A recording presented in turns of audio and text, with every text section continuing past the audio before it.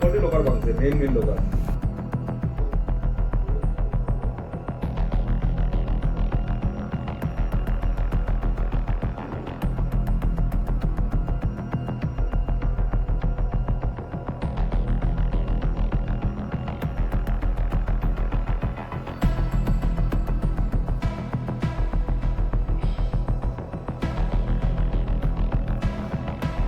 মনির দেবনাথ, সরসপুর 4 নম্বর word, Saraspur গ্রাম পঞ্চায়েত। আনুমানিক কালকে সন্ধ্যা নাগাদ আমি দোকান থেকে আইছিলাম, ওই রাত্রে 10টা বাজে। তখন আইয়া দেখি তো বইটা সব দরজার তালা, গ্রিলের তালা সব ভাঙা, ভিতরে ঢুকে সব গোদরেজ টোদরেজ সব খোলা, লোক ভাঙা। তখন আইয়া দেখি আমি পরে সঙ্গে সঙ্গে সবরে জানাইছি, আর প্রশাসন কল করছি। প্রশাসন আইছিল রাত্রে, আইয়া তারা দেখে গেছে সব কিছু।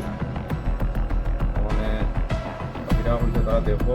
আর তো ওইটাই কথা যে কোনো তারা ব্যবস্থা গ্রহণ করুক প্রশাসনে মতোভাবে, তাহলে লাখ খানেকের উপর হইব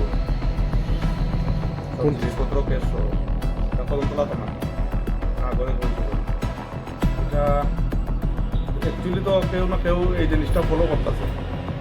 যারা এই ধরনের কাজ করে, কাজ করে যারা, এরা কিছু না কিছু ফলো করতেছে, কে থাকে কে না থাকে, এইসব দেখেই তারা